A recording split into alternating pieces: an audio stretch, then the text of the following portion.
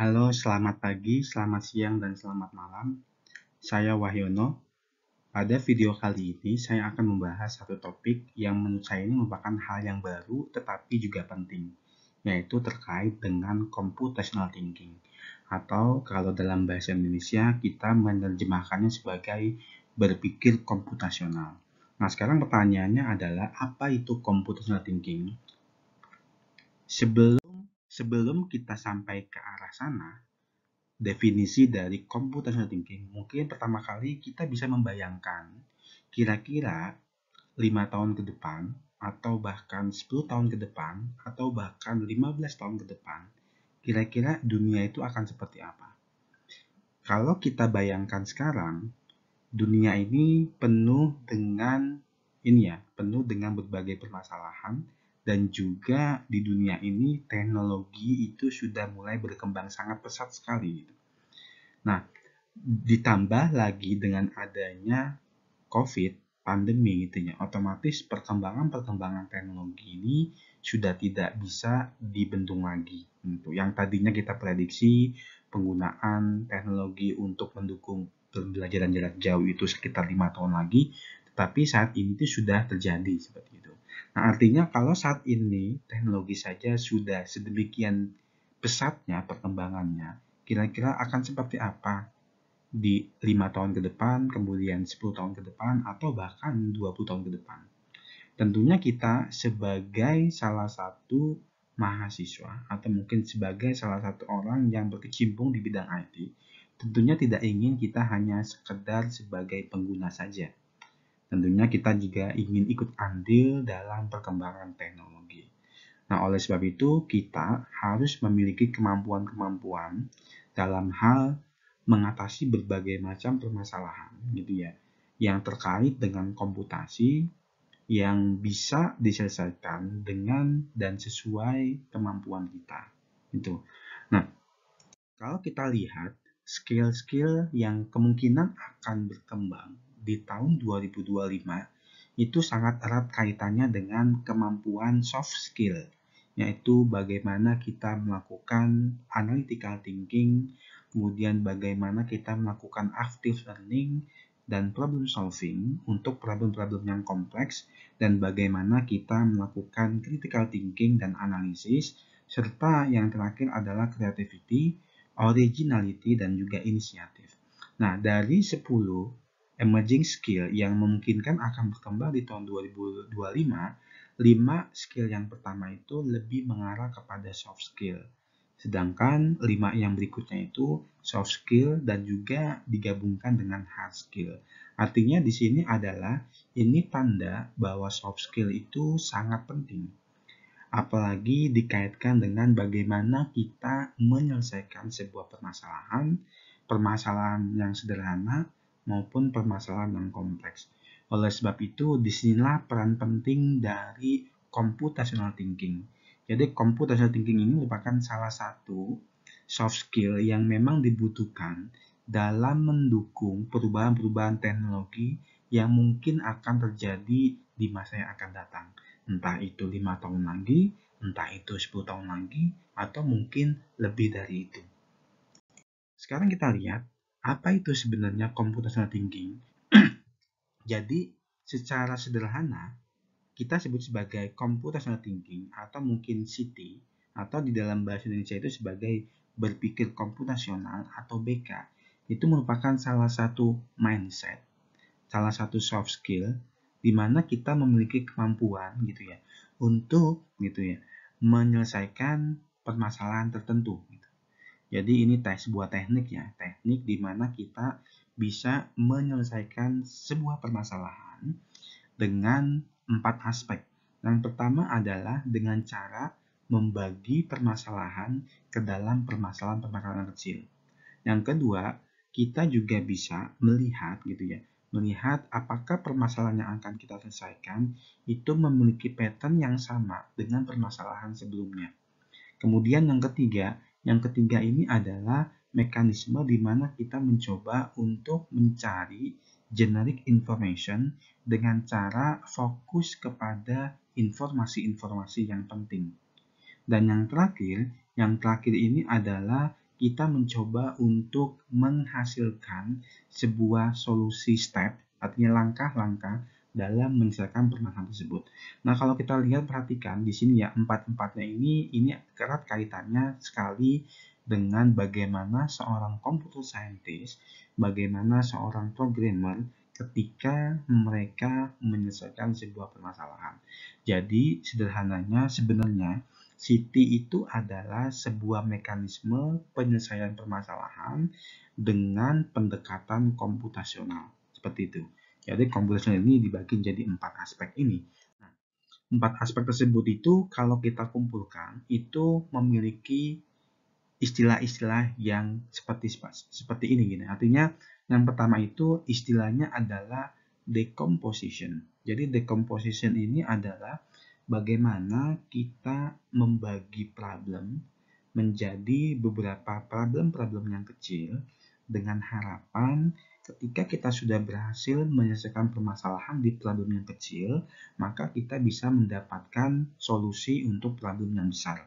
Nah, ini adalah konsep divide and conquer pada bidang komputasional atau mungkin pada bidang ilmu komputer.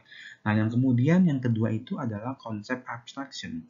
Jadi abstraction di sini adalah mekanisme di mana kita mencoba mengidentifikasi bagian-bagian informasi mana dari problem yang kita miliki yang merupakan informasi-informasi penting dan bagian-bagian mana yang merupakan informasi yang tidak penting. Untuk informasi yang tidak penting bisa kita abaikan, tetapi untuk informasi yang penting bisa kita gunakan untuk mengenerate solusi yang pernah ada. Nah, ini juga merupakan salah satu pendekatan yang biasanya dilakukan oleh orang-orang di bidang ilmu komputer, yaitu kita mengenal istilah yang disebut sebagai outlier atau noise. Jadi kita membuang data-data yang sekiranya tidak penting. Nah, ini atau mungkin di dalam bidang data mining disebut sebagai data cleansing. Nah, selanjutnya itu adalah konsep pattern recognition.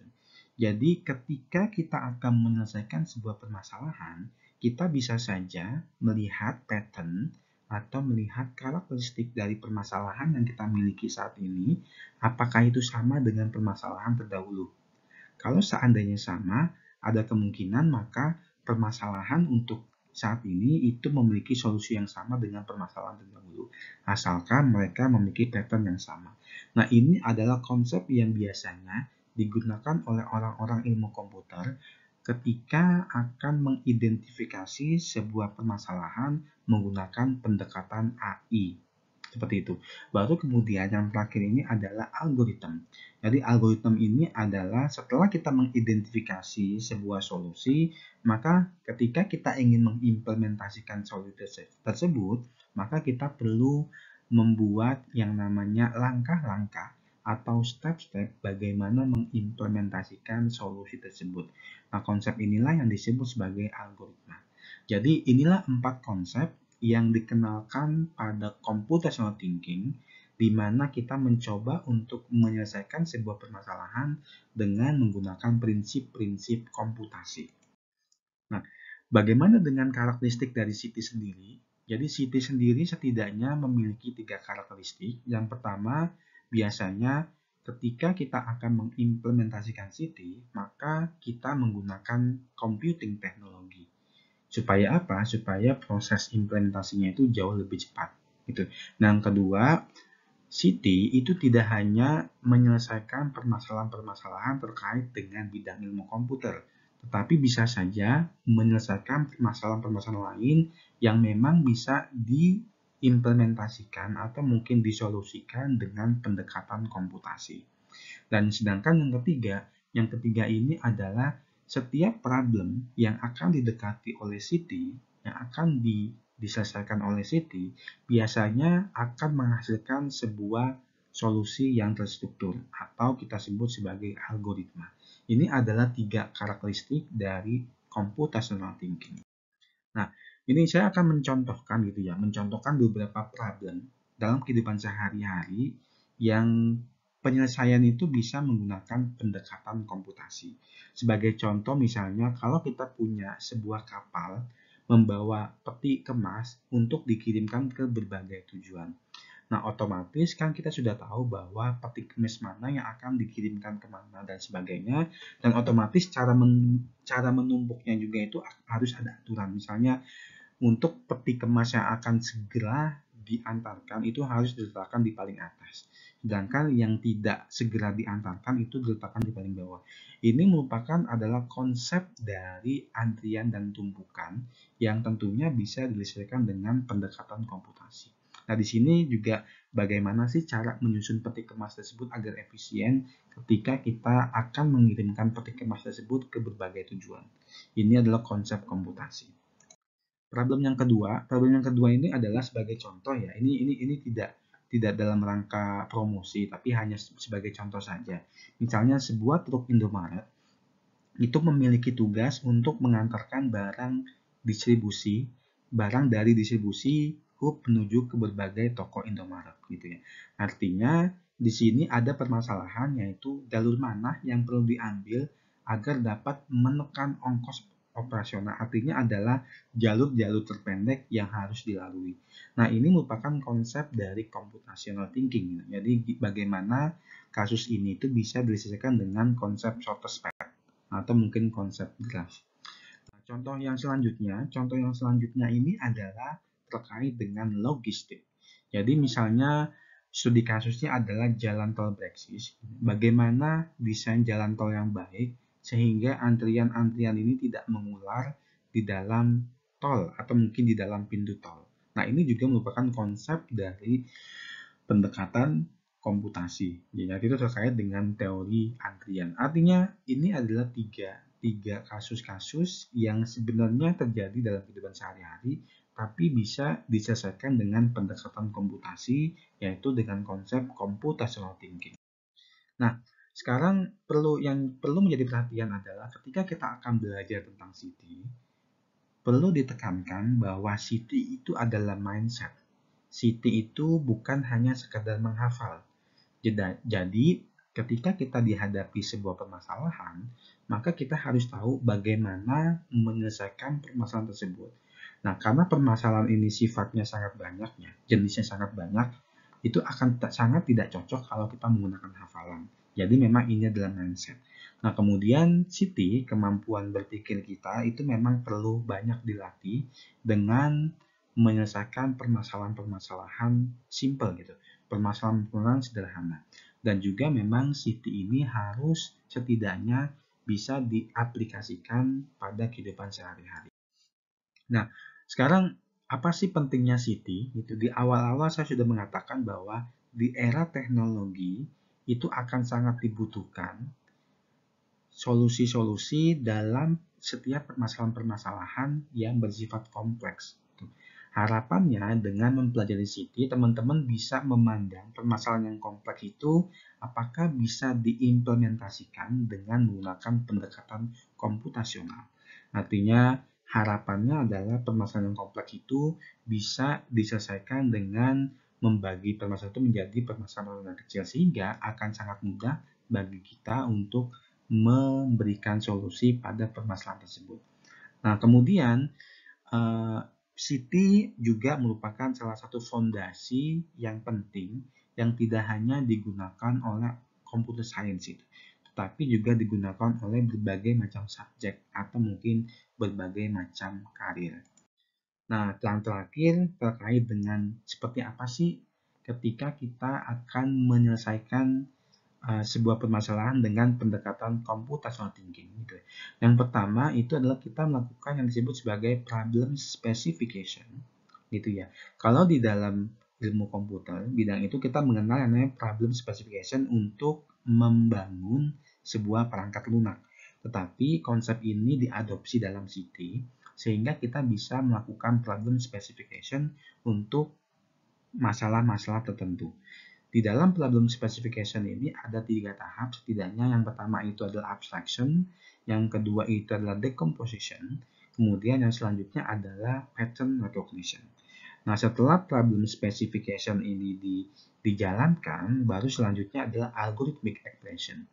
Jadi algorithmic expression ini adalah sebuah algoritma, langkah-langkah atau mungkin step-step instruksi yang digunakan untuk menyelesaikan sebuah permasalahan. Jadi nanti seharusnya setelah belajar computational thinking, kita itu harus belajar bagaimana membuat algoritma yang baik dalam menyelesaikan sebuah permasalahan.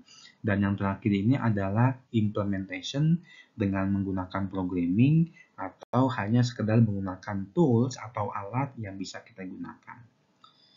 Saya kira itu yang bisa saya sampaikan terkait dengan konsep dasar dari computational thinking. Insya Allah kita ketemu lagi pada video selanjutnya dan terima kasih.